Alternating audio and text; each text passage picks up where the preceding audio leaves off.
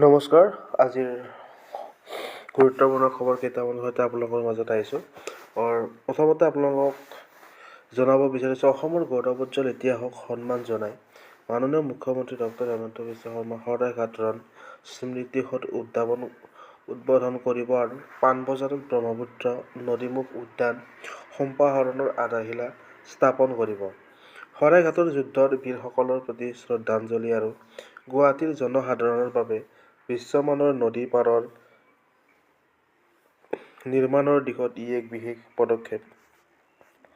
গুৱাহাটীৰ সৌন্দৰ্য বৰ্ধনৰ দিশত নৱতম সংযোজন শৰাইঘাটৰ ৰণ স্মৃতিসৌধ ব্ৰহ্মপুত্ৰ নদীৰ উদ্যানৰ সম্প্ৰসাৰণ। মুখ্য অতিথি ডক্টৰ হিমন্ত বিশ্ব শৰ্মা।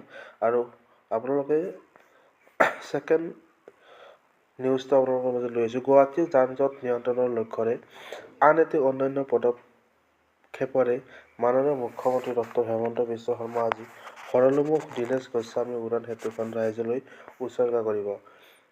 এই সেতুৱে ৰেল লাইনৰ ওপৰেৰে নিৰবিচ্ছিন্ন যান-বাহন চলাচল সুনিশ্চিত কৰাৰ উপৰি ৰেল ক্ৰছিংজনিত দুৰ্ঘটনা তথা বায়ু আৰু শব্দ প্ৰদূষণ হ্ৰাস কৰিব। দীনেশ গোস্বামী উৰণ সেতুৰ উদ্বোধনী অনুষ্ঠান ভৰলুমুখ, গুৱাহাটী।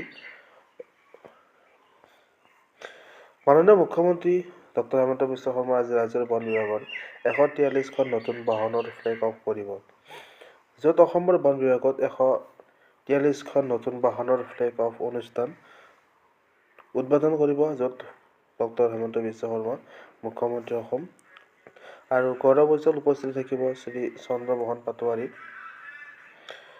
মন্ত্ৰী পৰিৱেশ আৰু বন আৰু জলবায়ু পৰিৱৰ্তন ইত্যাদি বিভাগ। স্বচ্ছ আৰু মেধাভিত্তিক নিয়োগ যাত্ৰাৰ আন এক ঐতিহাসিক অধ্যায়। মাননীয় মুখ্যমন্ত্ৰী ডক্টৰ হিমন্ত বিশ্ব আজি শ্ৰীমন্ত শংকৰদেৱ কলাক্ষেত্ৰ 2024 বৰ্ষৰ সংযুক্ত প্ৰতিযোগিতামূলক পৰীক্ষাৰ জৰিয়তে অসম অসামৰিক সেৱা কনিষ্ঠ বৰ্গ আৰু অন্যান্য সংলগ্ন সেৱাৰ বাবে নিৰ্বাচিত 284 গৰাকী আৰু অসম ফৰেনচিক বিজ্ঞান সঞ্চালকালয়ত বৈজ্ঞানিক বিষয়া হিচাপে নিৰ্বাচিত 5 গৰাকী প্ৰাৰ্থীক নিযুক্তি প্ৰদান কৰিব। একেটা অনুষ্ঠানতে স্বাগত সতীৰ্থ পৰ্টেল 2.0ৰ অধীনত যুটীয়া পাৰস্পৰিক বদলিকৰণ পত্ৰও বিতৰণ কৰা হ'ব। নিযুক্তি পত্ৰ প্ৰদান আৰু স্বাগত সতীৰ্থ পৰ্টেল 2.0ৰ জৰিয়তে যুটীয়া পাৰস্পৰিক বদলিকৰণ পত্ৰ অনুষ্ঠান, য'ত পদ সেৱাৰ নাম অসম আৰক্ষী সেৱা 20, অসম অসামৰিক সেৱা 45, শ্ৰম বিষয়া 2, জিলা পৰিবহণ বিষয়া 2, খণ্ড উন্নয়ন বিষয়া 9, সহকাৰী প্ৰবন্ধক 23, সহকাৰী সমবায় পঞ্জীয়ক 2, অসম বিত্তীয় সেৱা 52, অসম নগৰ প্ৰশাসন সেৱা 4, কৰ পৰিদৰ্শক 51, শ্ৰম পৰিদৰ্শক 9, আবকাৰী পৰিদৰ্শক 19, সহকাৰী নিয়োগ বিষয়া 17, উপপঞ্জীয়ক 13, অসম গাঁথনি সেৱা 16, অসম ফৰেনচিক বিজ্ঞান সঞ্চালকালয়ত বৈজ্ঞানিক বিষয়া 5।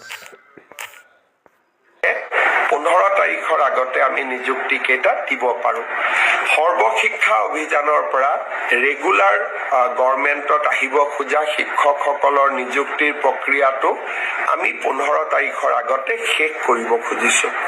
আটাইতকৈ ভাল কথা, অসম লোকসেৱা আয়োগৰ পৰীক্ষাৰ ফলাফল কেইটামান দিন আগতে ঘোষণা কৰিছিল। অহাকালি হোলীৰ দিনটোতে এইবাৰৰ অসম লোকসেৱা আয়োগৰ উত্তীৰ্ণ পৰীক্ষাৰ সফলতাৰে উত্তীৰ্ণসকলক আমি নিযুক্তি পত্ৰ বিতৰণ কৰিম। সাধাৰণতে 2 মাহ সময় লাগে, কিন্তু নিৰ্বাচনৰ অভিজ্ঞতা যাতে আমাৰ অফিচাৰসকলে পাব পাৰে, কাৰণ ইলেকশ্যনৰ এক্সপিৰিয়েঞ্চ লোৱাটো অফিচাৰসকলৰ বাবে বহুত প্ৰয়োজনীয়। সেইকাৰণে মই নিৰ্বাচনৰ আগতে তেওঁলোকক নিযুক্তি দিব খুজিছোঁ।